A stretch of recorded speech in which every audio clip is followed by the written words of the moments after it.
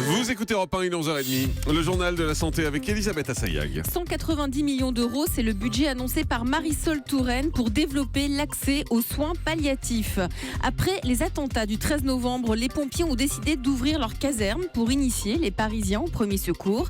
Et puis, les maladies cardiovasculaires touchent aussi les femmes. La réalisatrice Maïwen vient de signer un court-métrage sur la question.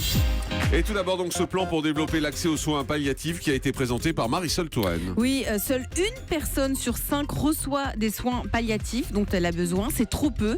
Alors, pour répondre à cette inégalité et encourager le développement de ces soins, la ministre de la Santé a présenté un plan avec une enveloppe de 190 millions d'euros étalée sur 3 ans. Je vous propose d'écouter le président du comité de suivi du soin palliatif du plan 2015-2018. Il s'appelle Vincent Morel. Il est au micro Europe 1 de Mélanie Gomez. Ce qui va changer concrètement pour les personnes, c'est qu'aujourd'hui, on sait que 70% des personnes veulent mourir à la maison. Avoir la fin de leur vie à la maison. Aujourd'hui, avec ce plan, c'est la priorité. Et donc concrètement, elles vont pouvoir mourir chez elles, vivre la fin de leur vie chez elles, et elles vont être accompagnées par des professionnels de santé formés. Et on n'aura plus à se demander, selon la région où on habite, est-ce qu'on sera bien pris en charge ? Non. En voulant travailler à la rupture des inégalités territoriales, quelle que soit sa région, son lieu de vie, on pourra être accompagné à domicile avec des personnes formées. Aujourd'hui, l'ancien plan a beaucoup axé son travail sur le sanitaire, sur l'hôpital. Et on a vu que sur le domicile, il n'y avait pas suffisamment de structures et que les patients ne pouvaient pas mourir à domicile ou dans les établissements médico-sociaux dans de bonnes conditions. L'axe, très clairement, des 3 prochaines années, de faire un effort sur le domicile et le secteur médico-social. Les pompiers vont ouvrir leur caserne pour initier les Parisiens au premier secours. Dès 2016, ils vont ouvrir plusieurs casernes afin d'expliquer aux Parisiens les premiers gestes de secours. L'idée, il le précise bien, c'est pas de donner une formation professionnelle, mais c'est surtout de transmettre et d'expliquer les gestes de premier secours, 4 ou 5 gestes qui permettent de sauver quelqu'un dans la vie courante et pas seulement en cas d'attentat, par exemple, un massage cardiaque qui peut arriver à n'importe qui, n'importe quand. Cette initiation durera 2 heures et elle sera gratuite.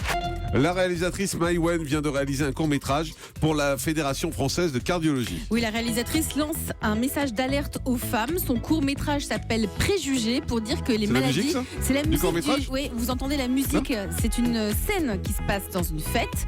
Vous voyez une femme brune, très jolie, aux cheveux longs, vêtue d'une robe longue, rouge. Elle est en train de danser avec un homme un peu plus âgé qu'elle. Elle danse, elle tourne la tête, elle lève les bras, se déhanche. Et tout d'un coup, elle s'effondre. Et écoutez. Chaque jour, 400 personnes meurent d'une maladie cardiovasculaire. Dans plus de la moitié des cas, les victimes sont des femmes. Voilà, donc une bonne... N'attendez plus pour prendre soin de votre cœur.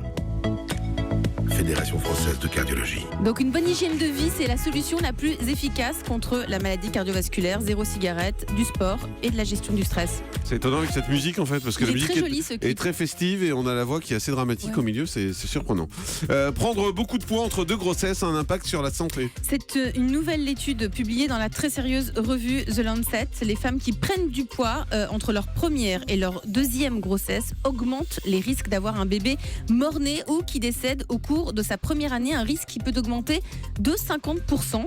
Alors pour arriver à cette conclusion, les chercheurs ont utilisé des données de femmes qui ont donné naissance à 2 enfants entre 92 et 2012. Les résultats montrent qu'ils ont mis en lien leur indice de masse corporelle, si l'indice avait changé. Les résultats montrent que les bébés des mères ayant pris plus de 12 kilos chez une femme de taille moyenne entre les 2 grossesses avaient un risque 50% plus élevé de mourir au cours de leurs 4 premières semaines de vie par rapport aux bébés dont les mères avaient conservé un poids stable. Les chercheurs pondèrent toutefois ces résultats en soulignant que le risque de mort prématurée du bébé reste faible dans l'absolu et prendre 12 kilos ou plus entre 2 grossesses n'est pas non plus la chose la plus fréquente. Allez, on passe au chiffre du jour. Le chiffre du jour, c'est le 36-37, ça vous dit quelque chose ? C'est le Téléthon, on en a parlé tout à l'heure, et Marc Lavoine, qui était notre invité, qui a été super dans cette émission. Il a mis les larmes aux yeux à Sophie Davant, qui était en face, dans sa façon de parler de ses patients et de son rôle dans le Téléthon. C'était très émouvant. Alors justement, je vous rappelle donc ce numéro de téléphone, le 36-37, et je vous rappelle que les dons sont déductibles des impôts à hauteur de 66%. C'est toujours bon à prendre. Effectivement, Julie, vous deviez nous nous trouver ce que voulait dire idiopathie, en tout cas, d'où ça venait? Alors ça vient du grec idios qui veut dire particulier et pathos maladie. D'accord. Et ça veut donc dire maladie particulière. se dit d'une maladie particulière qui n'a pas de cause connue. Très bien. Vous voyez, docteur? C'est Pardon? exactement ce que pas disait. que des idioties. Ah Voilà. bah non, mais Voilà. des idiopathies, oui.